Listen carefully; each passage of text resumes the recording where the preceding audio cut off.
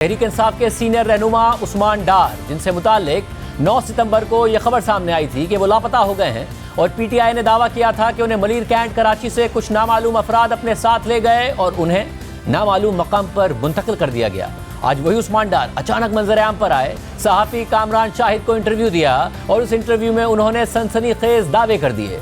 Party chairman Imran Khan पर बराह रास्त इल्जामात लगा दिए और कहा कि पार्टी में एक गिरोह मुफाहमत की बात कर रहा था और दूसरा टकराव की सोच रखता था और इमरान खान टकराव की सोच रखने वाले गिरोह के ज्यादा करीब थे। उस्मान डार ने मजीद कहा कि इमरान खान रियासत मुखालिफ बयानियां लेकर चल रहे थे, जनरल बाजवा के खिलाफ मुहिम चला रहे थे और जनरल आसिम मुनीर के आर्मी चीफ बनने के हामी नहीं थे और पार्टी के अंदर यह माइंडसेट था कि इमरान खान की गिरफ्तारी के बाद इदारों पर हमला आवर होना है। फिर 9 मई को जब गिरफ्तारी हुई तो यह माइंडसेट हावी था। उन्होंने मजीद कहा कि ये माइंडसेट समझता था कि रियासती इदारों पर हमला होगा तो दबाव बढ़ेगा। उस्मान डार ने और कहा कि जब लोग ये कहते थे कि हमें रियासती इदारों पर हमला भी करना पड़ सकता है तो इमरान खान इस बयानिए की मीटिंग्स के अंदर हिमायत करते थे। शायद उन्हें इदारे के अंदर से भी ऐसी कोई मालूमात थी कि सबके नतीजे में आर्मी चीफ बदल सकता है और इदारे के अंदर से भी दबाव बढ़ सकता है। तहरीक इंसाफ को यहाँ तक पहुँचाने में इमरान खान के फैसले जिम्मेदार हैं। उन्होंने मजीद कहा कि अगर दोनों सूबाई हुकूमतें ना तोड़ी जाती तो 9 मई भी ना होता।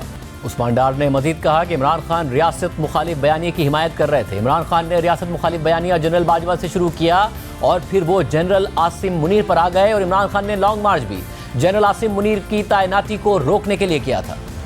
अहम बात यह है कि जनरल आसिम मुनीर की बतौर आर्मी चीफ तैनाती से पहले इमरान खान सहाफ़ियों से मुलाकात में भी ये कह चुके थे कि वो इस बात के हामी नहीं हैं कि जनरल आसिम मुनीर को आर्मी चीफ बनाया जाए और फैसल बाउडा भी ये दावा कर चुके हैं कि तहरीक इंसाफ ने जो धरना दिया था वो जनरल आसिम मुनीर को रोकने के लिए था। और ये जो धरना हुआ, पहला धरना जो अभी आया वो भी आसिम मुनीर साहब को रोकने के लिए सारा धरना था, जबकि इससे पहले खुद आज़ाद जम्मू कश्मीर के साबिक वज़ीर आज़म और तहरीक इंसाफ के साबिक रहनुमा तनवीर इलियास ने यह बयान दिया था कि आर्मी चीफ आसिम मुनीर की तैनाती से 2 दिन पहले तहरीक इंसाफ का लॉन्ग मार्च इसी साजिश की कड़ी था। हमने इमरान खान से कहा कि आज़ाद कश्मीर में बल्दियाती इंतखाबात हो रहे हैं, मार्च 2 दिन आगे कर दें। इमरान खान ने कहा कि जनरल आसिम मुनीर को आर्मी चीफ बनने से रोकना है। इसके अलावा उस्मान डार ने यह भी कहा कि मैं तो खुद कहीं चला गया था क्योंकि मैं 9 मई के वाक़यात के बाद डबल माइंडेड था कि क्या पोजीशन लेनी।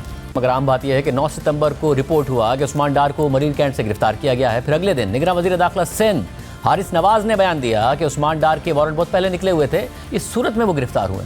मगर बाद में सिंध हाई कोर्ट में पुलिस ने कह दिया कि उस्मान डार हमारी हिरासत में नहीं है। अब हम बात यह है कि उस्मान डार ये भी कह रहे हैं कि मैंने 9 मई को कारकुनों को कैंट जाने से रोका, मगर उन्होंने 9 मई को ही तहरीक इंसाफ के कारकुनों की वीडियो को ट्वीट करते हुए कहा था कि सियालकोट के गयूर अवाम जिना स्टेडियम पुल से कैंट जाते हुए, जैसा कि आप इस वक्त स्क्रीन पर भी देख सकते हैं, उन्होंने वीडियो भी ट्वीट की थी और साथ में ये लिखा भी था। मगर जो बातें आज उस्मान डार कर रहे हैं, इस हवाले से तहरीक इंसाफ के रहनुमा सद उमर ने भी काशिफ अब्बासी को इंटरव्यू देते हुए इंकिशाफ किया था कि चीज़ें जिस तरफ जा रही थी, जिसकी हम निशानदेही कर रहे थे, वो हमें 9 मई में होती हुई नजर आई।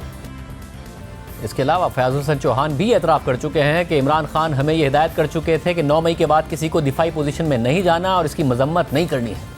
12 तारीख को खान साहब वापस आए, 14 को जूम मीटिंग हो रही है जी। खान साहब ने पहली इंस्ट्रक्शन दी कि जनाब किसी ने डिफेंसिव मोड में नहीं जाना और कोई मजम्मत नहीं करनी।